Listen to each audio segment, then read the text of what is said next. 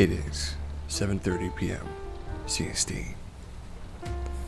It's the 31st of July of 2021, and I welcome all of you back to Cast Talks. This is the show where we grab a snack, maybe some tea, sit down someplace comfy, and listen to some smooth music, some background noise, and me saying good news, stories, and anything that comes to mind really, and talking with chat. And hello there, Playful, glad you can make it. So today, I'll explain this a little further actually. This show is a good background noise sort of thing, in case you're bored, or it's also good if you're trying to get to sleep or you want someone talking in the background. It's good for all of those things. So I hope you enjoy. For tonight's episode, you always do. Well, so glad to hear it though. We're having some good news, and we're having a couple of stories that I've come up with. So, it's all coming up tonight. And how are you doing, Playful? I hope that you're having a nice week. I spoke to you on Thursday, I believe, when I finished the permissions for the Discord. By the way, the Discord, for anyone who's interested, is actually doing very well. Very, very well. We're having quite a bit of interesting stuff going on there. The permissions for it have recently been tuned and fine-tuned, and you have to go and accept the actual, you have to accept the rules first before you can join. It's actually very nice. I like it a lot. But yeah, if anyone's interested, I'll be posting the Discord at the end of the stream, as always. But yeah, I hope you're having a nice week, Playful. I really hope you are. So, getting into things a little bit. Today's good news looks a little bit like this. We have Madrid is planting a huge forest ring around the city to lower heat levels and cut CO2 emissions. We've also got Maine is the first U.S. state to ban PFAS, forever chemicals, in all products, and huge companies are getting on board. And another one is new EL study suggests mammals might dream about the world before they are even born. Now that one sounds crazy to me. I don't know about that one, but we'll see. So to start off with, I'll go over a couple of things that have been going on with me. I might actually have some pictures for you guys too. You might like those. So I went to a animal shelter on Wednesday. I had a somewhat sad experience, to be honest with you. An animal that I thought highly of and think highly of wasn't doing very well, unfortunately. In fact, she was doing very poorly. So I generally have a deep connection with animals, in my experience with animals that are in pain especially. And her name is Jane, the animal I'm thinking of. And I don't know what her story is, honestly, but she's definitely in need of assistance. And I would adopt, not every animal there, of course, but I would adopt a few animals from there if I could. I really would. But I'll show you some good pictures of Lana. Lana was a different dog that I spent some time with, and I have some great pictures for you.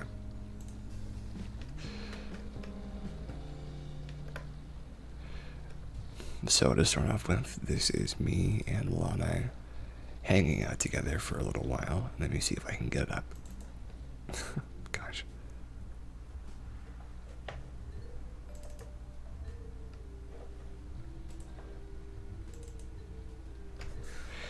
And I don't know what breed she is, but you will see my hand in this, so it's a cast hand reveal. Old-fashioned hand reveal. That's all you're gonna get for this time, though. I think I've shown this one to you already. Playful. I might have shown this one to you already. Sort of. Here we go.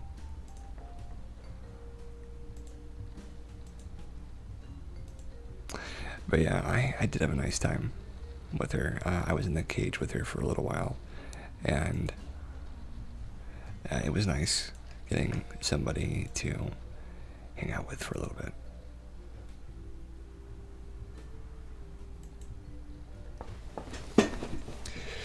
You remember that one? Yeah, I did show it. I did show it. It was great. Yeah, I know. They're not showing up just yet. Oh, I know why. Wait. No, that's not right. But yeah, she's great. And she kept trying to put her nose against me, and her nose is really dirty. So I was just like, oh, gosh, please stop. But she just wouldn't stop. Oh, well, what are you going to do, right? So what I will do is I'll do a display capture instead.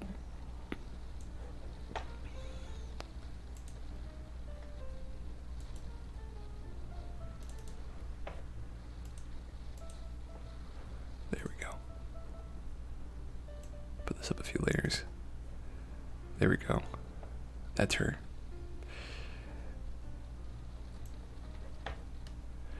And she looks very happy in that picture. I think she's really happy to see me.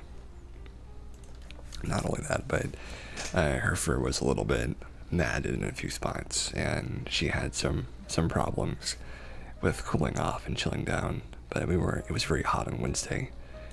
But yeah, she's adorable. She's a little cutie. Not very old either. Maybe about 1.5, maybe 2.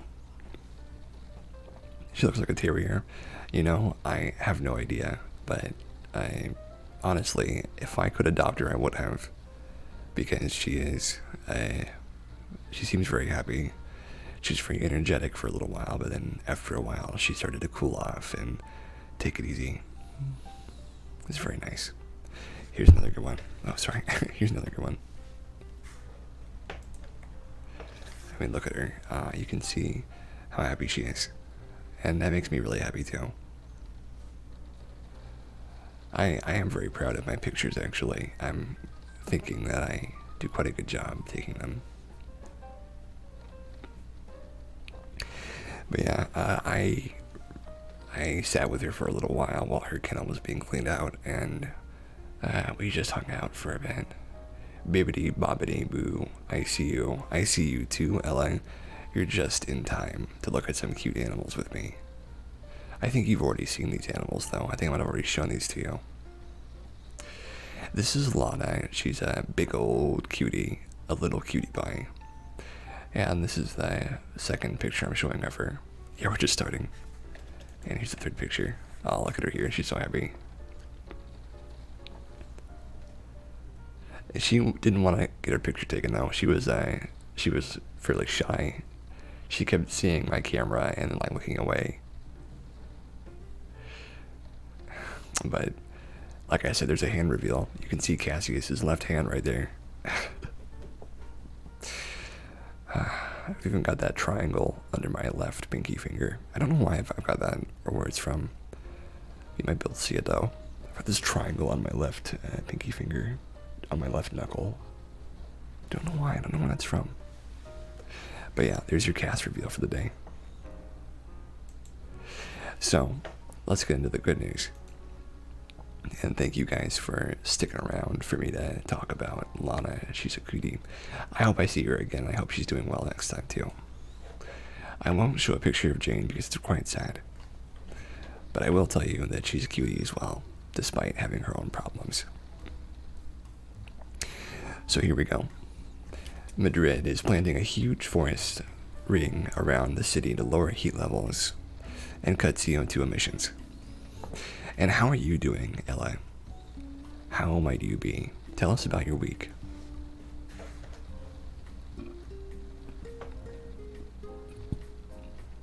This is by Andy Corbley from July the 25th of this year.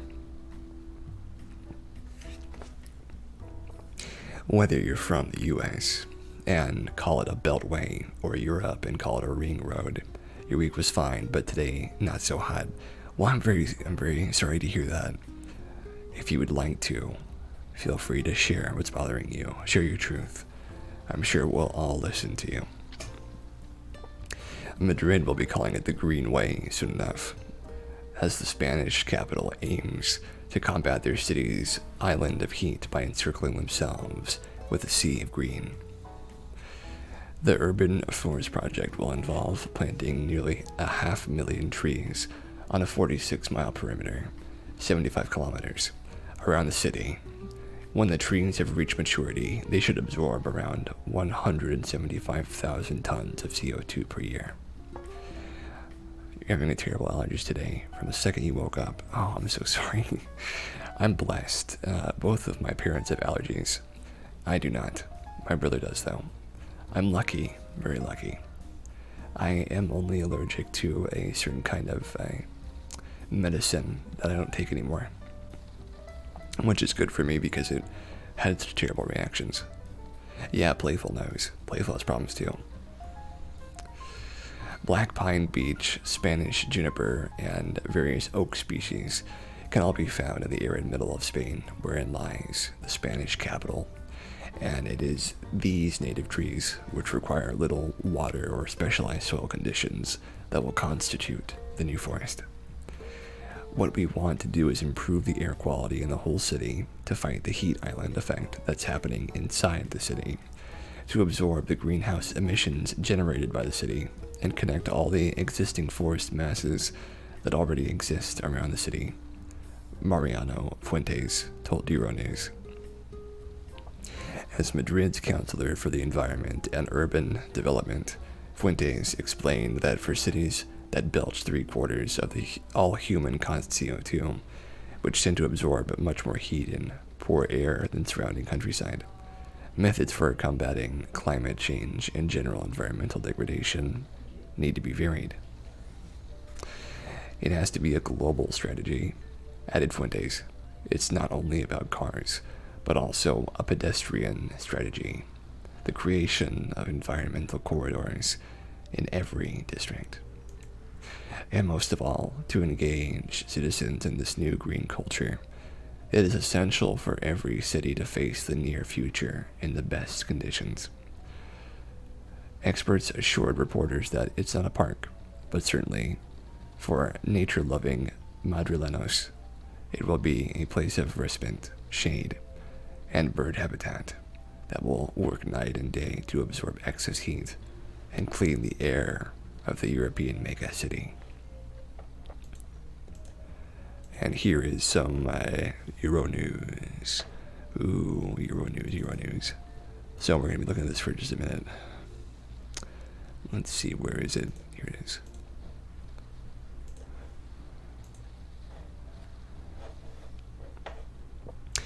So it looks like Madrid has had a problem with its aridity. I'm not sure if the word is aridity. It's arid nature, and it's definitely working around some problems. This guy, though, he looks like he's out to fix it with his spiffy suit jacket of some kind. So if it was possible, certainly a superpower that would be pretty powerful would be the ability to grow a tree from sapling to maturity in like a day. You have to focus really hard, but you can do it. You can grow a tree in a day. You could plant 365 mature trees a year. That'd be tough. We know how trees work, though, don't worry.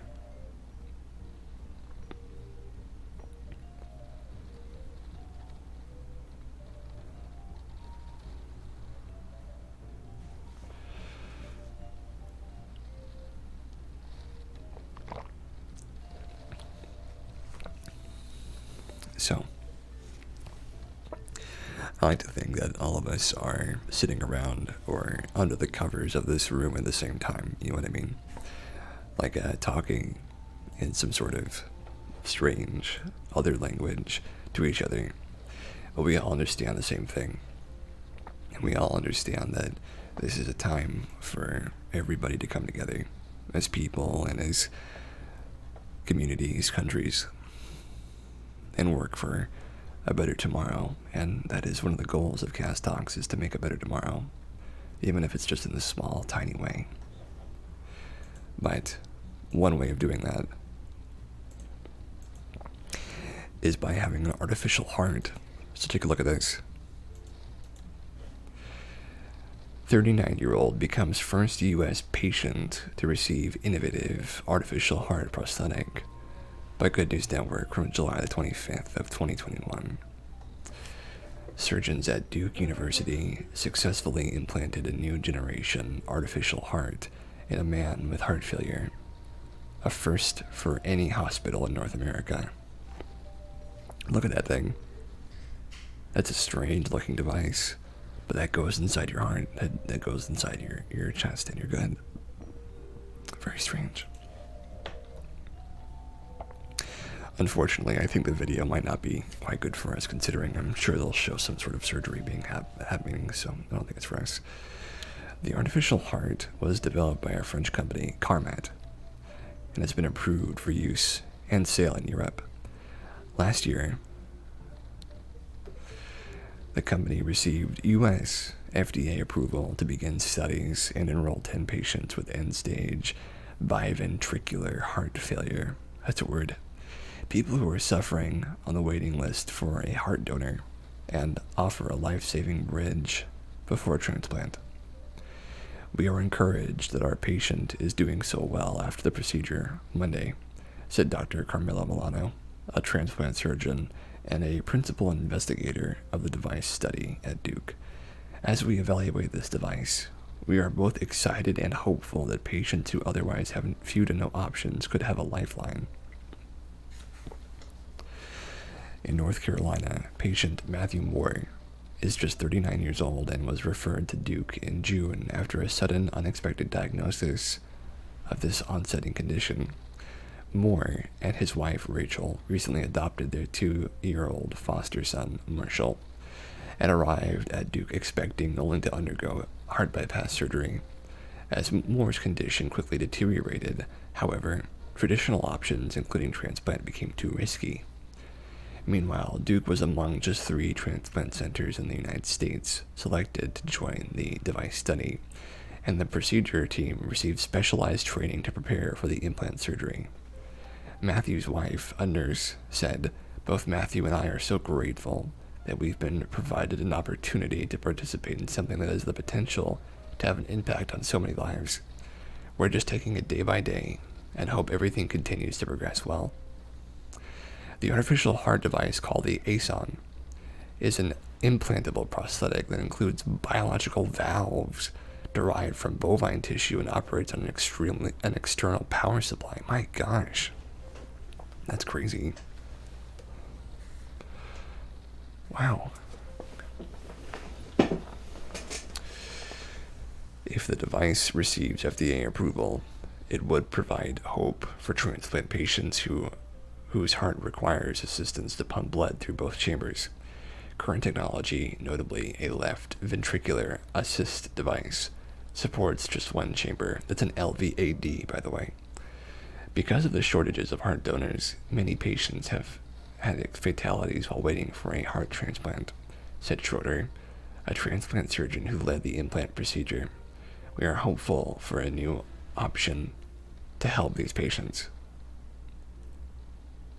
Many, like Mr. Moore, who have devastating diseases and cannot otherwise be considered for a transplant. So, I think I've talked about this before, but I'll talk about it again.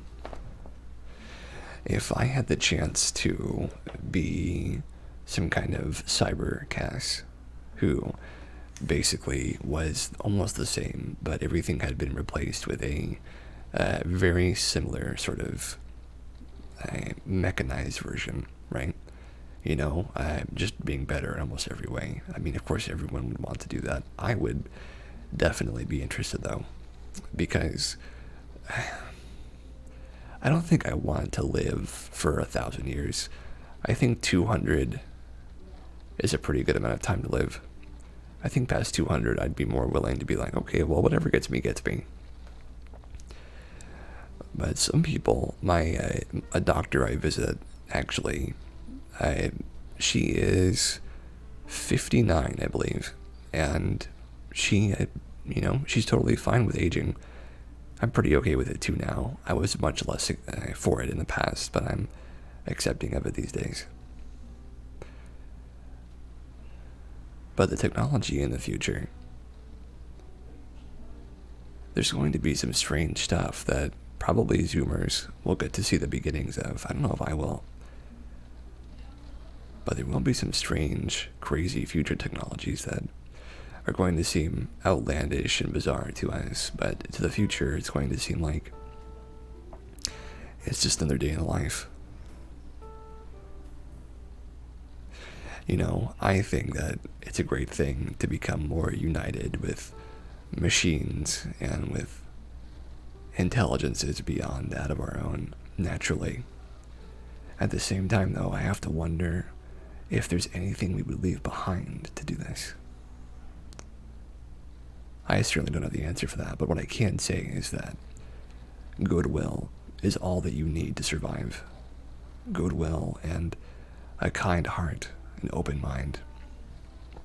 If you have those things, then no amount of being a robot or being metal or anything can really change your humanity, as long as you still have that spark to do good. You're still human in my book.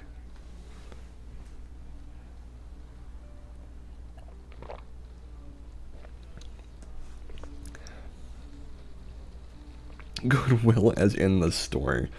Well, not specifically, but I guess kind of, as long as you still have goodwill. You got me again, LA. That was good.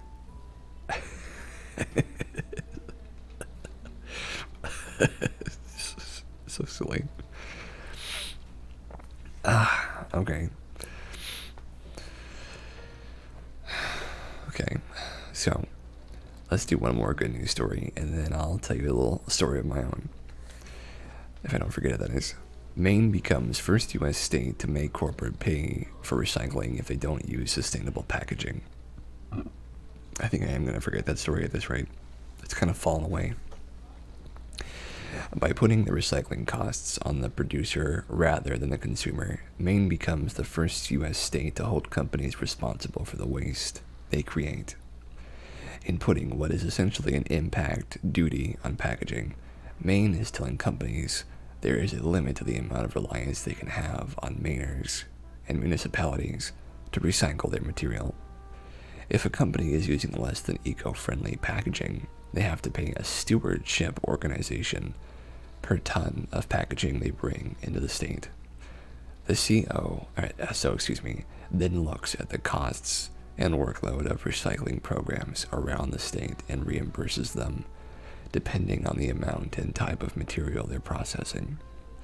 Prior to the law, the only way to raise money for recycling was more taxes. It's really designed to help tackle our waste crisis, get us to finally reach our goal of recycling 50% of our waste, which we set back in 1989, but never met, said Sarah Nichols, director at the National Natural Resources Council of Maine, in an interview with WCSH News. Nichols hypothesizes that companies will do more either to create eco-friendly packaging or to have clear recycling instructions and labels on their products that will ensure Mainers don't put the wrong thing in the wrong bin. Successful companies are often called nimble. They're able to adapt to changing markets and regulatory conditions while remaining profitable. Small producers, either those who make less than 2 million gross or who create less than 1 ton of waste per year, would be exempt from the law and tax, ensuring Maine's small business sector isn't overburdened with regulatory costs. Nichols said that while Maine was the first U.S. state to pass a law like this, Oregon has a similar one heading to the governor's desk, and that she is certain they won't be the last. So I think regulatory recycling is a good thing. Anything that makes a corporation more beholden to keeping the environment clean, I'm for it. Because corporations, when acting in the best interests of themselves, corporations often overlook the byproduct of their poor design and poor thought process.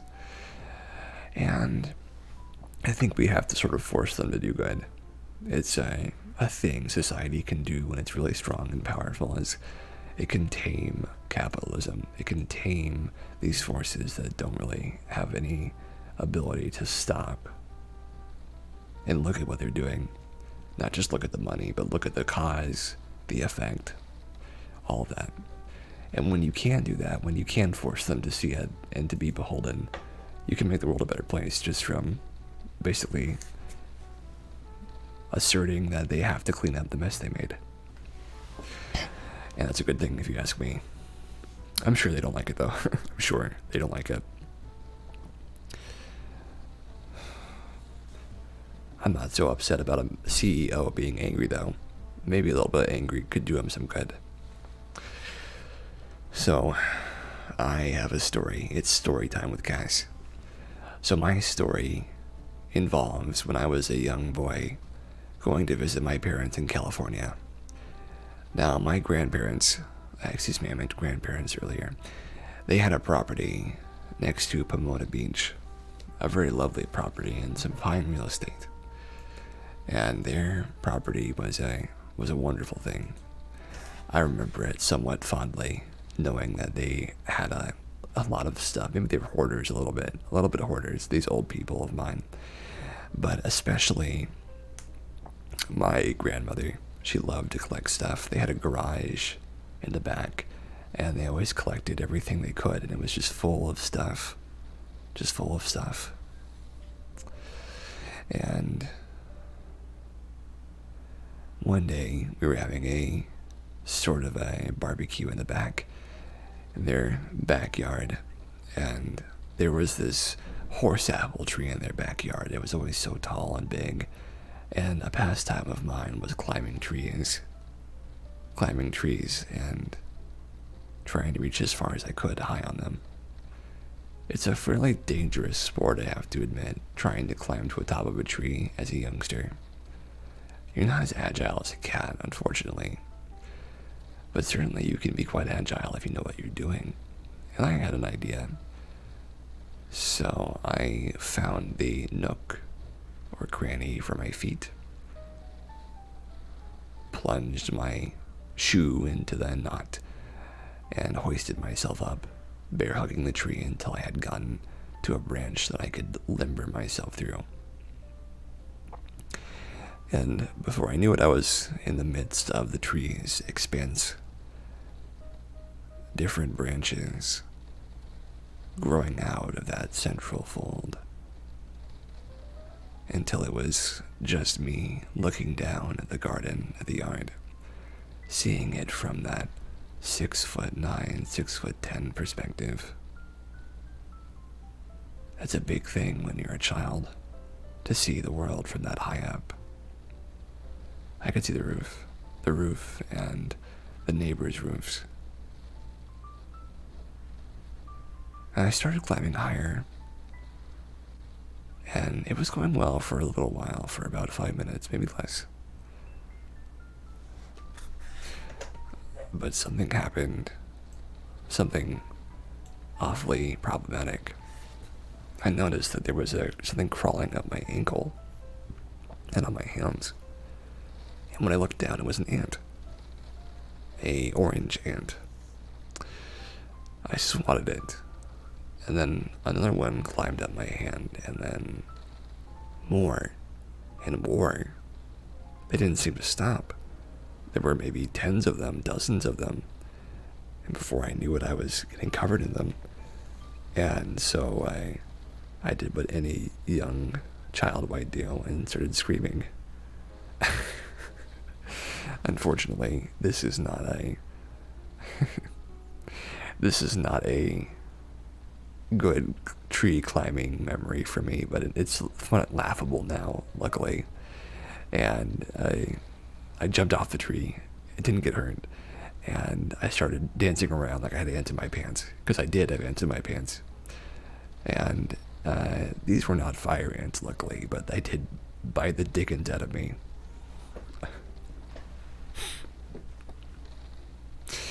And certainly, I had to sit down for a while and think about what had happened. Tiny little red dots all over me from their tiny teeth. And when I looked at the lantern that was hanging from the tree by a very thin chain, I noticed that in the glimmering light of the sunset early in the late afternoon, the early evening sun crossed its beams over the chain of the lantern, and on that chain you could see an army of moving ants, looking like tiny hairs squiggling and climbing up and down the chain. It made me think that maybe my days of climbing trees were over. And they may well have been, because I cannot remember a single tree I've climbed since then. I can scarcely remember any tree memories, but that one seems to be where they stopped. I got out of the game, not the cleanest, but certainly cleaner than some do. But I've never had any breaks or any fractures. Luckily, I've been very safe from all those things in my life, but I've always been a calm and patient and a non-violent person in the real world. That saved me from a lot of heartache, I think. Despite my own interests and otherwise from the past. So here's our next good news story. We're continuing on. Little boy finds sweet friendship with 99-year-old woman over the fence during lockdown. Aw, look at these two cuties. Young and old. That's how it should be. Young people and old people being friendly together. There's an old saying that goes, good fences make good neighbors. With so many folks forced to stay at home, some are happy to report that good fences can also make good friends. In Minneapolis, the Olson family lives right next door to 99-year-old Mary O'Neill. O'Neill is such a classic American name. Right? O'Neill. Classic American Irish name. Although Mary has an adult daughter in the area who visits once a week, with the rest of her relatives scattered for the most part. The recent events had left the soon-to-be centenarian in seclusion, but as lockdown wore on, Mary managed to forge a special friendship with one of her neighbors, Benjamin Olson, age 2. Over time, Mary watched through the chain link as Benjamin learned to walk, talk, and eventually run and play. Despite the huge differences in their age, Benjamin was drawn to his elderly neighbor, delighting in her presence. Between the two, they developed a game they could play over the fence. Ben would pass her a ball and she'd hit it back to him with her cane.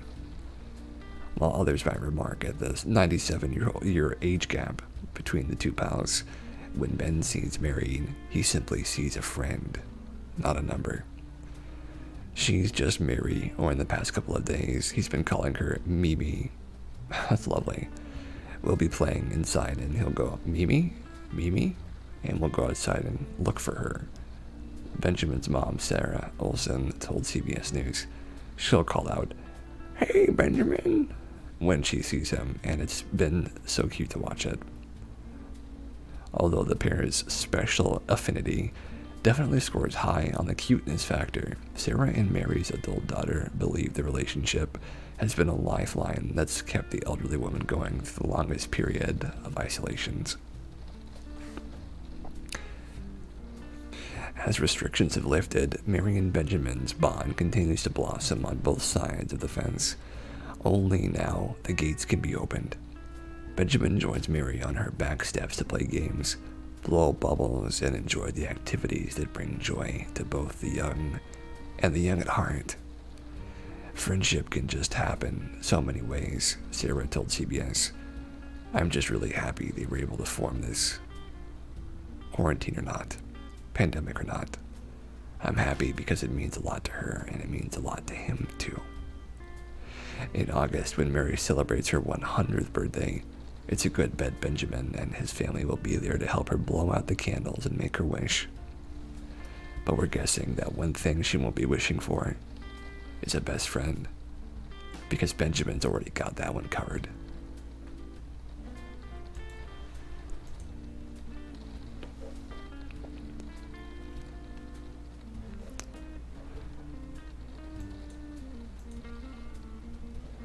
Oh, what a cutie. So yeah. These guys are definitely, they're like OTPs, you know, they're true pairs. They meet and it's just an instant like, oh, we're best friends, you know. I think me and Ella were kind of that way too. Me and Ella first met and we were like, oh, I'm going to be your friend. And then before we knew it, Ella and I were just two peas in a pod. Oh, look at them go. I hope you remember that, Ella. When we first met, I was like, oh, hello there. Or was it you who said that? I don't even remember who it was that said hello first. But me and Ella met at a dating sim on Second Life. We met at Actually Love. That was a long time ago.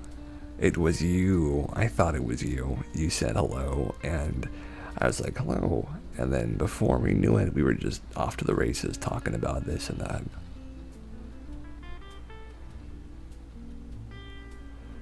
It's crazy. Chad Nelson. Good for you, Chad Nelson. Oh man, you probably remember a little better than I do. But what I can say is that it is really great to have a best friend. I have 3 of them, luckily. So I'm very blessed in that way. And it's a privilege to have more than one already. You know, if I get to be a comfortable 99 years old, I'd be very happy with that. Mary O'Neill. I wonder what it's like to be that old. I'm sure there are so many problems, but when you get to see someone so young, it makes you feel young all over again. She's quite thin, isn't she? But she's also 99, so it makes sense. I'm sure it's harder to gain weight when you're that old. Harder to keep it. Oh.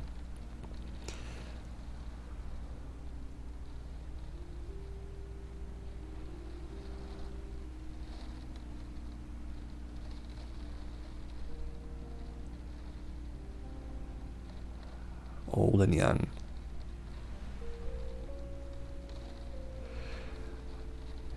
Well, maybe one day when I'm Cyber Cass,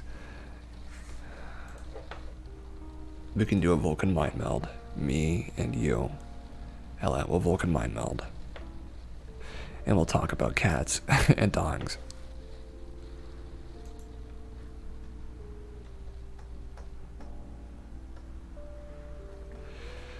I think it'd be great.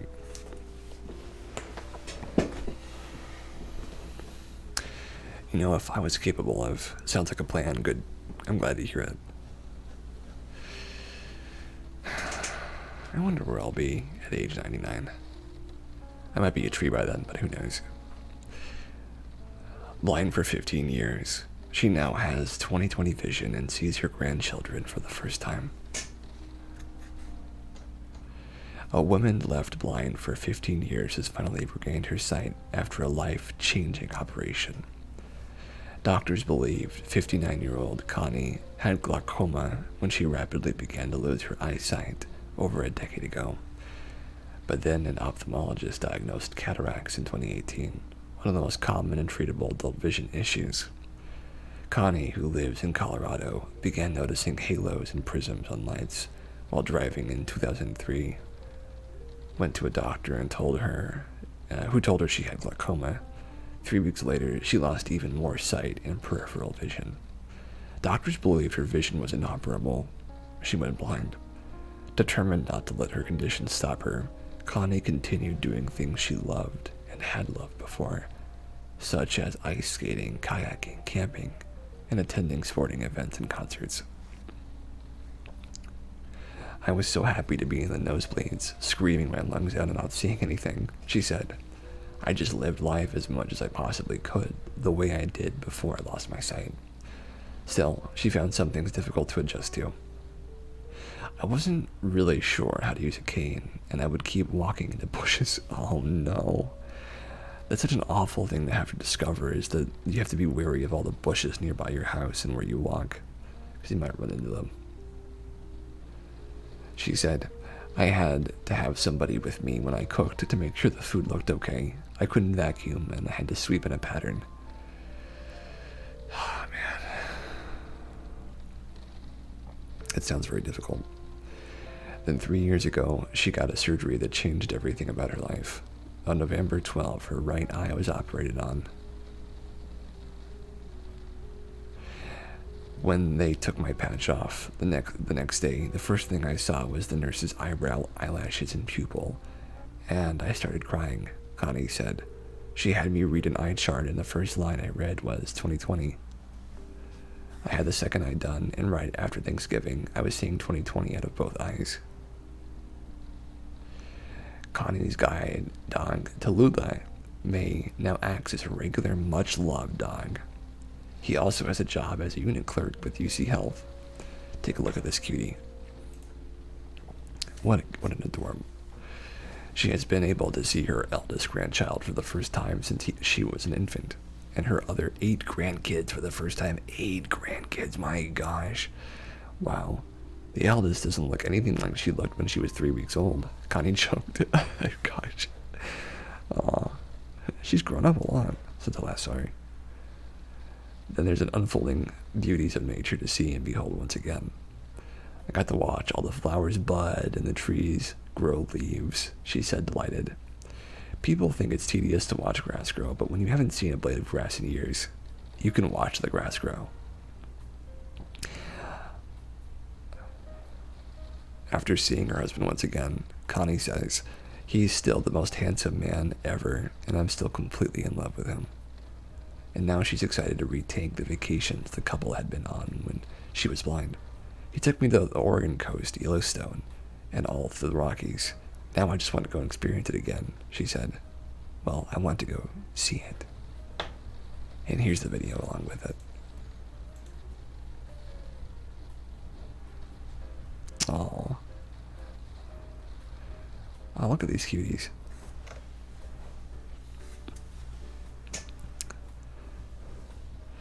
This is some good news today. We're doing some good news.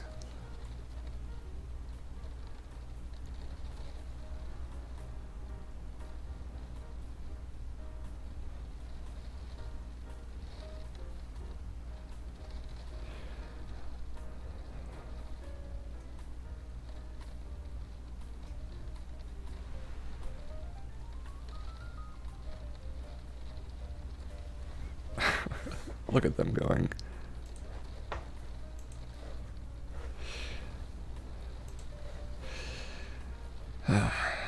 Alright, so let's see, we've got a few more good news stories left for the night. We might not get through all of them though. So I think that in my life, maybe in my lifetime, blindness might not be a problem anymore. I don't know how widespread such a thing could be, but I imagine that one day it will be easier for everybody to get through this difficult process. Maybe like diabetes or HIV. Maybe in the future these things will be much less of a burdensome process, especially considering there are so many people who face these problems and so many people that have to live with them. Maybe one day we can exist in a space where we can accept not only the burden, but then we can accept the responsibility of getting them dealt with. And one day robots will do all of our medical stuff for us. And they'll just be overviewed by robot scientists and robot surgeons. You know, people that have the expertise in these things. I think we'll do one more good news story and then we'll go to our break. Or maybe go to the break and then watch some animal videos afterwards. I'm thinking dogs today. I hope that Estrella is okay. Jenny said she couldn't be here tonight, unfortunately, and I miss her because I was just talking to her a few hours ago, but I miss her. So here is another good news story. It's a quick one. Maine is the first U.S. state to ban PFAS, forever chemicals, in all products. The huge companies are getting on board, with retailers and restaurants recently uniting to purge their inventory of dangerous forever chemicals. Consumers can feel a bit better about supporting some of their favorite companies. Made of 23 brands totaling almost 84,000 physical stores and 570 billion in annual sales. You haven't heard much from Destrida yourself today. Usually his Discord is going off a lot. Hey, some people have slow days, you know. Some days are slower than others. I do miss them though. The new alliance is uniting against a class of chemical contaminants variously called PFAs, PFOAs, and PFOS, or polyfluoroalkyl substances. That's a long word that I'm not going to try. The diversity of the retailers from Chipotle to Home Depot, from REI to TJ Maxx, reflects the true nature of the threat. PFAs come from a wide variety of products, but have no known degradative pathway in nature, giving them the moniker forever chemicals. They are found in the coatings inside popcorn bags, on waterproof raincoats, and on linings for non-stick Teflon pans. They are also injected via spray as industrial firefighting foam and stain protectors for furniture and outdoor equipment, and are found baked into industrial carpet fibers. Now they're being found in the water supply for as many as 16.5 million Americans. Recent legislative and corporate governance strategies have seen major reductions in the U.S. use of PFAS in some places. For example, on July 15th, Maine became the first U.S. state to ban PFAS outright, except where it is currently unavoidable, like in critical hospital and medical supplies. I am proud to see Maine taking action that will change the conversation on how PFAS are regulated, not only addressing the entire class, but creating the requirements to avoid these persistent and toxic chemicals wherever possible, stated Patrick McCroy, Deputy Director of Defend Our Health. But the benefit to be gained from a company like McDonald's abstaining from the use of any PFAS in their packaging is that their products end up all over the country and the world, and so can protect people from their harmful effects without relying on the support of a localized government agency. The same goes for Target, Amazon, 7-Eleven, Food Lion, Wendy's, Panera Bread, Lowe's, and others. Safer Chemicals, Healthier Families is an organization that provides excellent oversight on the state of contaminants and harmful chemicals and the products that usually contain them, the scientific work that identified them, and government ordinances banning them. They say that even though it's likely every human in the U.S. has PFAS in their body, there are steps everywhere, and everyone can take them to minimize their risk. One method is to stay away from takeout food containers, popcorn bags, or packaged food. They also provide a list of name brand packaging that is certified as PFAS-free. Made Safe, another resource for identifying common toxic chemicals in everyday household cleaning and hygiene products, will tell you which ones tend to contain PFAS. Avoid Teflon or other non-stick coating pans. Don't use them if you've left them on too high a heat for too long, and if non-stick coating isn't so non-stick anymore, get rid of the pan. An important detail has emerged in the battle to prevent chemicals in packaging products and drinking water on July 21st. The House voted to pass a PFAS Action Act. H.R. 2467, if passed through the Senate, would give the EPA 1 year to designate PFOA and PFOA as harmful chemicals, but 5 years to determine whether to designate PFAS as a harmful substance and harmful air pollutant. In the same vein, a national drinking water standard for these chemicals, meaning how much contamination is legally allowed, is to be established over a period of 2 years. The bill suggests products should have a containing PFAS label, but that such a label should be voluntary. It may be a slow-moving governmental action for now, but we can be proud of the 23 American brands, as well as states like Maine, which aren't waiting around to get rid of a forever toxic chemical. Certainly, we don't want those in our water and stuff like that. I mean, anyone could say that, but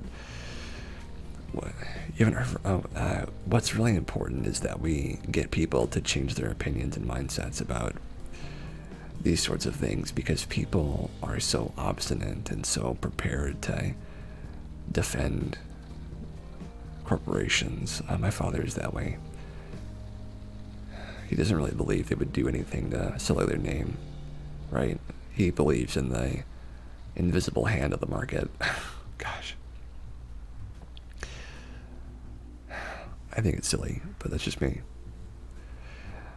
I don't think it's something that you can expect capitalism to fix, but I won't go into politics too much. Just, we need to tame corporations. We need to tame these things so that we can actually have a working degree of transparency and believability that these corporations are actually going to do what is best for us and not just for their money, which takes time.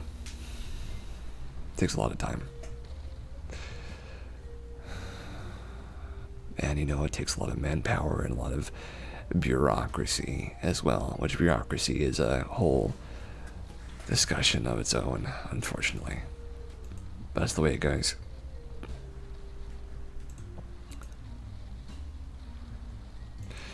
And we can only hope so much can be changed in our lifetimes, but we can't always get what we want right away.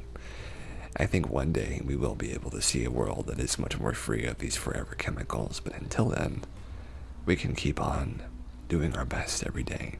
Using Brita filters probably helps too. But there's lots of great things to do.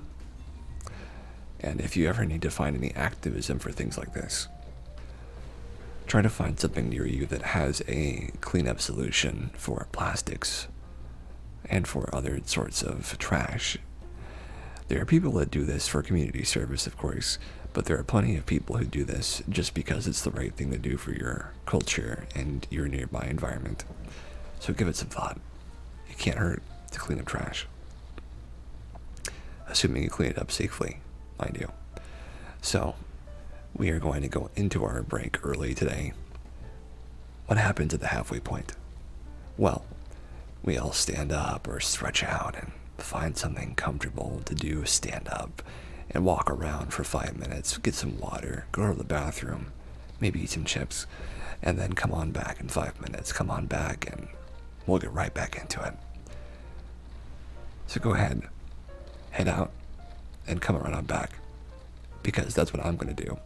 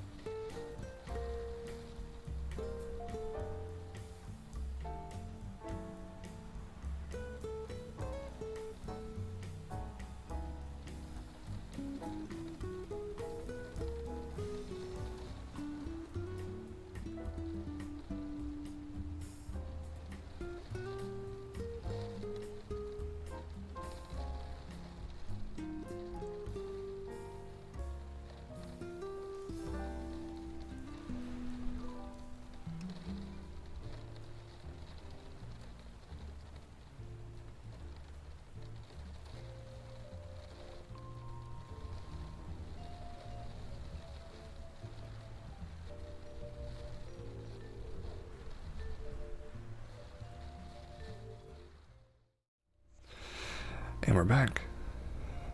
So, I hope you all had a lovely break. I'm glad to see that you're here. So, you head out, you get some rest, hope his allergies cool off in the morning. It was a good stream. Take care and good night. You too, Ella. Have a nice night. And make sure that you sleep tight. You just got back too. Nice. Yeah, take care, Ella. I'll see you soon.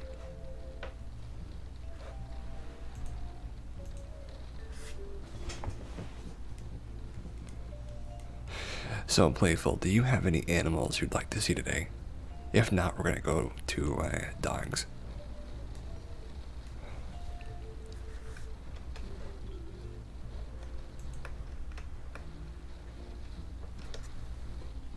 Dogs is fine. Perfect. Just perfect.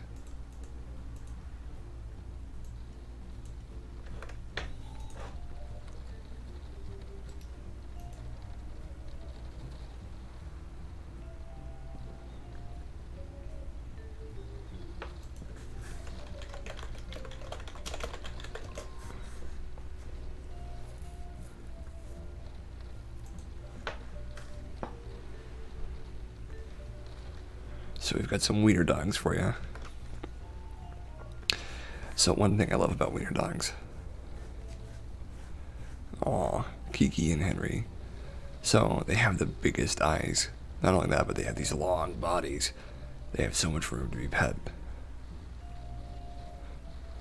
They're very friendly and very cozy. And they like to lounge around, as you can see. Sometimes they're very lazy. They're not so small that they're yap dogs, but they're also not so big that they're kind of too big. They're just the right size.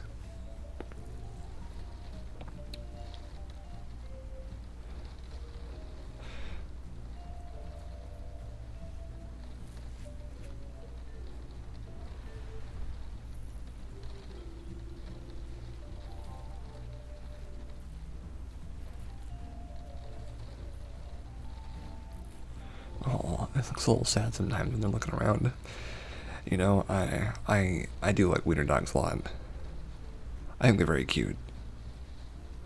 Oh, they've got huge eyes. They've got absolutely huge eyes. Massive eyes.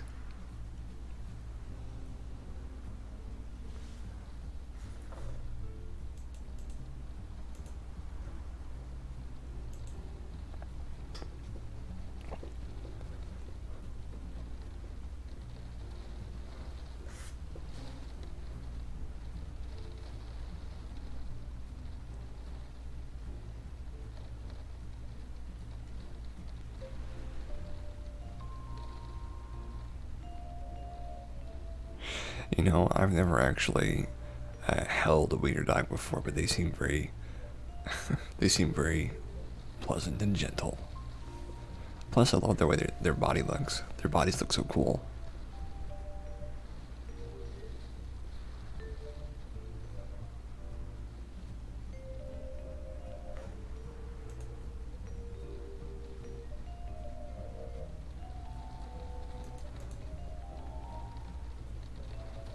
Oh, I would love to walk some wiener dogs. That would be great.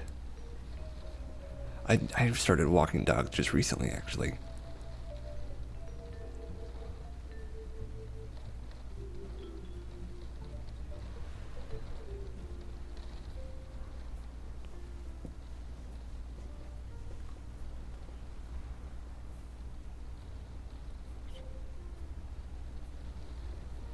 Oh, dogs know these. It's the cult of the doggo. That's certainly something to look after.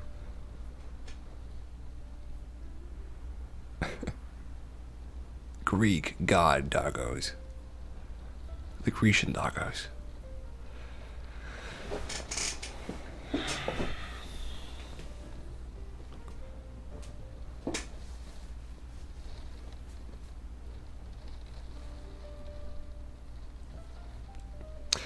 You know, Playful, I may take a half day today. I may take a half day.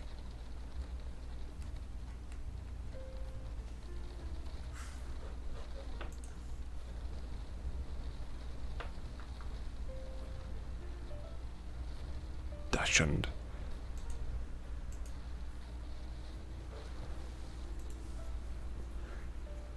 Oh, look at that thick boy. Oh my gosh, he's a chungus.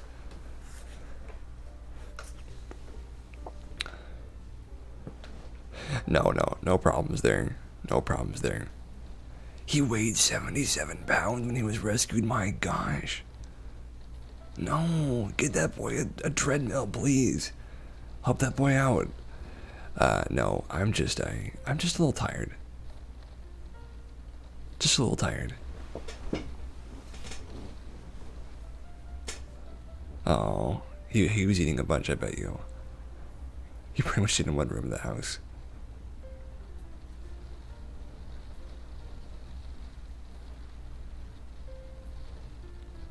A low-calorie diet for a big Dachshund.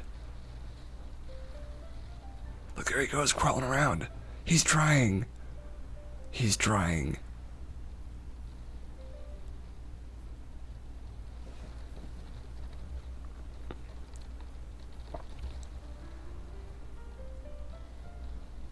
Look at him go. He's trying so hard.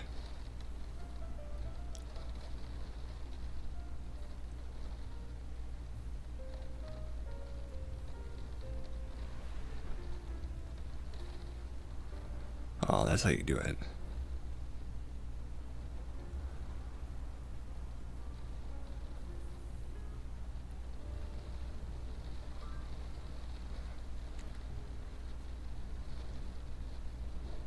Look at him. He's changed so much. 50 pounds different.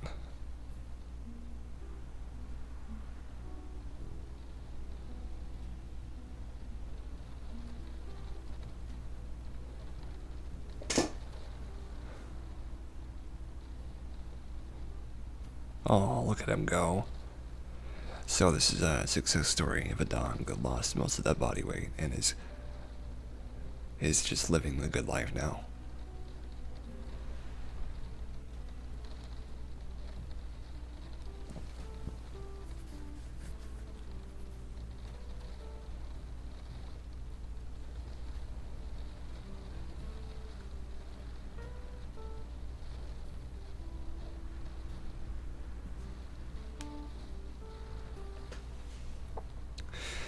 So I will read one more good news. At least one more, and then we'll go from there.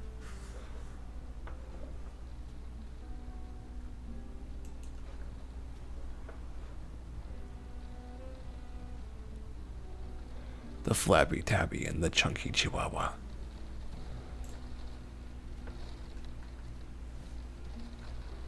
Oh, that's not the right thing. It's not the same thing.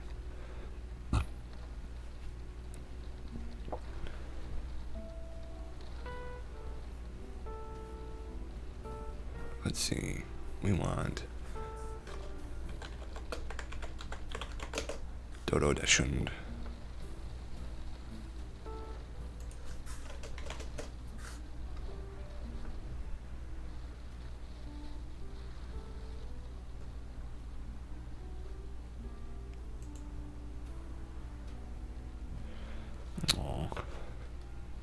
Oh, look at them go. Oh, that's so good. You can't hate that. There's no way you can hate that. That's the best thing ever, is an old person and a cute dog. So let's do one more good news.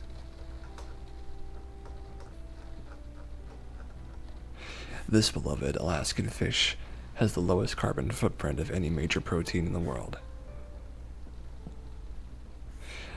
Off the pristine waters of Alaska, there is a harvest of an almost magical fish that everyone loves, but that doesn't get the recognition it deserves. For those who believe their dietary choices should account for the impact on climate, the choice is clear, and it isn't fake meat. It's, rather, wild Alaskan pollock, which has the lowest carbon footprint of any major protein source in the world. The finding, based on a life cycle assessment, LCA, by the leading sustainability consultancy firm Qantas, is staggering, because when we say major, we mean major. Wild Alaskan pollock is the world's largest sustainability wild-caught fishery and the Association of Genuine Alaskan Pollock Producers produce more wild-caught fish for consumption than any other single fishery in the world, at 3.3 billion pounds per year. There is too much to read here. That's it. I'm taking a half day. I've decided.